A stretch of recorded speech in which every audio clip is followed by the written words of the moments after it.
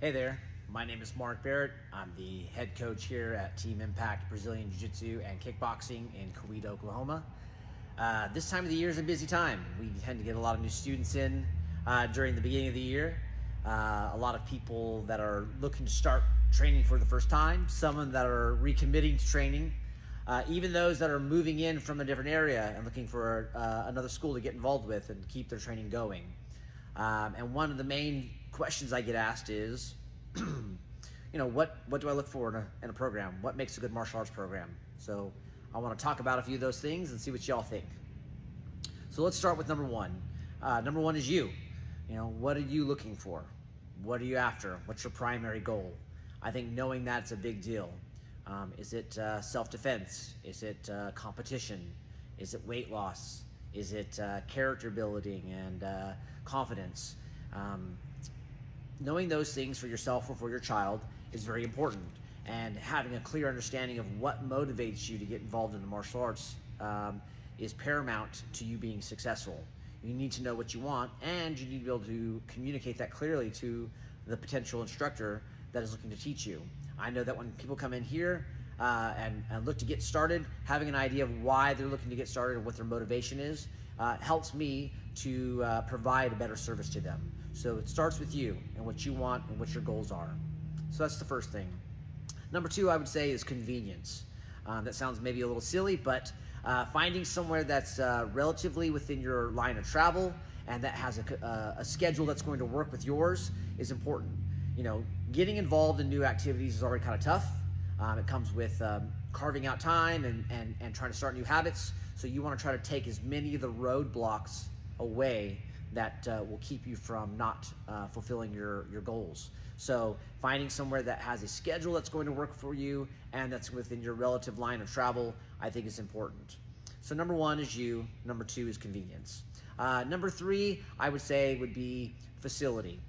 Checking out the facility. And sure, you can look online and see what they have, but actually going and taking a look. Is it clean? The mats are clean, the floors are clean, the bathrooms are clean. Is the facility clean?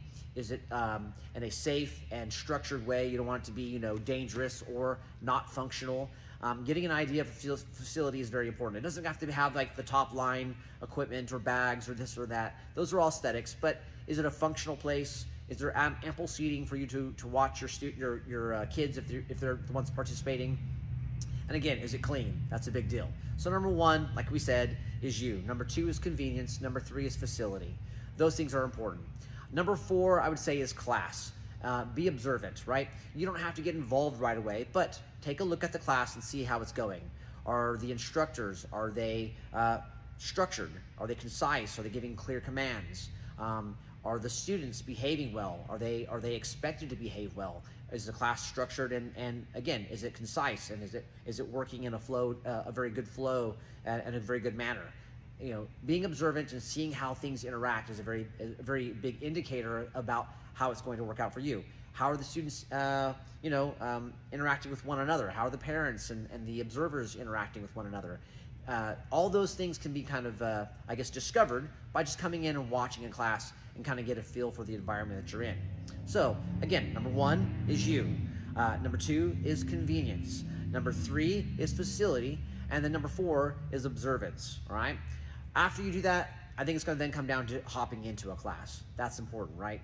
I can sit here and tell you, hey, it's a great program. We do all these things. Here's how we're going to meet your needs, your kids' needs, whatever. But getting a feel for the class is important. Letting that your child or yourself participate in the actual class and see how you interact or how they interact with the other students, how they interact with the instructors. Those things are not very easy to discover without actually participating. Get a feel for it. Personalities make gyms. Gyms have different personalities. We're in the greater Tulsa area. We're right outside of Tulsa, and there's about 20 other gyms in our area, and they're all great, and they have really good instructors. And a lot of these guys I've cross-trained with at some point, and we all teach relatively the same thing as far as we teach jiu-jitsu, we teach striking classes, we have good programs, but our personalities are different.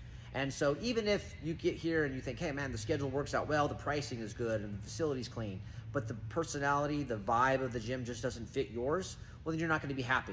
It doesn't mean that I have a bad program. It just means that we're not the fit for you. So finding someone that's a fit for you is important. So don't sacrifice a good vibe and a good personality that fits you just to save a few bucks or to save a few minutes. So again, you want to have somewhere, you want to pick what your goals are. What's your focus? You. Number 2 is the convenience. Number 3 is the facility. Number 4, be observant. Number 5 is the personality. Those things are all very important. And then lastly is the instructor, right? The instructor is the primary influencer of the gym. The head instructor, he or she, they create the culture of the gym. They create how things flow. So observing them and getting to meet them is very important. Are they humble? Are they professional? And everybody has varying degrees of these things, right? But making sure that they are someone that you're going to want your child interacting with, that you're going to want to interact with. How do they handle, the other parents, the other students, other instructors?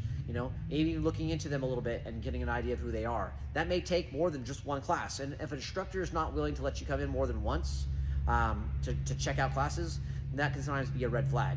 Now, saying that, there are people who take advantage of those things. So I'm not saying that you get to do like multiple classes without eventually having to pay, but you should be able to come in for free, observe some classes, take a few classes, get a feeling for the gym. If they're pressuring you and they're pushing you and they're being very egotistical about things, those are red flags when it comes to instructors. We'll do a whole video on red flags of programs and instructors, but for now we'll leave it at that. So again, what are you wanting to focus on? What is your primary goal? You're the first thing that you need to think about. Number 2, is it convenient? Location, scheduling. Number 3, facility. Is it clean? Is it safe? Is it functional? Number 4, be observant. Are the classes structured? How are things going? Number 5 is personality. Does it fit you? And number 6, the instructor. He may be a world champion. He may have all these accolades. He may have all the lineage. But if he doesn't create the culture that you want and create the atmosphere that you're looking for yourself and for your child, that isn't going to matter then. Those things are irrelevant. You need to find someone that creates those things for you. I hope that helps. And if you agree, comment below. If you don't agree, even better, comment down below. If you think I'm missing something, comment down below. Again, I'd like to do one video here soon on the red flags of gyms. Talk to y'all later. See you, bye.